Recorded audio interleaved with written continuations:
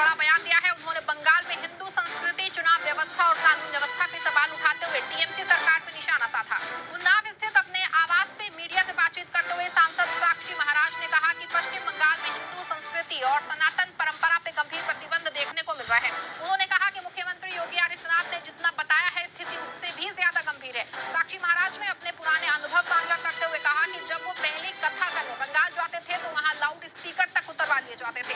उन्होंने ये भी कहा कि ऐसी परिस्थितियों को देख के लगता नहीं कि बंगाल भारत का हिस्सा है।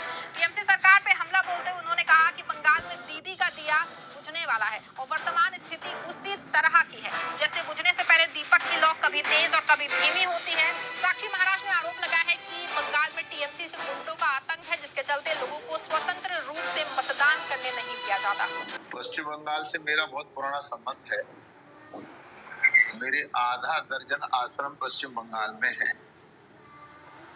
तो साल में 1-2 बार मेरा बंगाल आना जाना बना ही रहता है। वहाँ हिंदू संस्कृति, सनातन परंपरा के मानने वाले लोगों पर कितना प्रतिबंध है, योगी आदित्यनाथ जी ने तो थोड़ा बताया है, उससे भी ज्यादा है। पहले तो हम कथा करने के लिए जाते तो माइक उतरवा दिए जाते थे। लगता ही नहीं कि हिंदुस्तान का वो अंग है। परंतु अब चुनाव है तो इस समय भी मैं 7 दिवसीय दौरे पर अपने आश्रमों में भक्तों के बीच गया था। तो ममता दीदी जो बोल रही हैं, तो जैसे दिया बुझने वाला होता है, उसे बुझने वाली दीपक की जो लौ होती है वो जरा कभी चमकती है, कभी कम होती है, वो स्थिति है।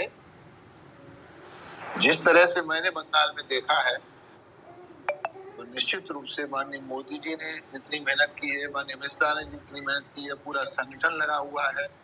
और सबसे बड़ी बात कि टीएमसी के गुंडों का जो आतंक है, जिसके कारण लोगों को वोट नहीं डालने दिया जाता था,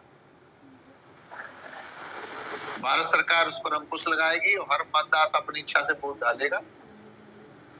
तो निश्चित रूप से पश्चिम बंगाल में भारतीय जनता पार्टी की भारी बहुमत से सरकार बनेगी।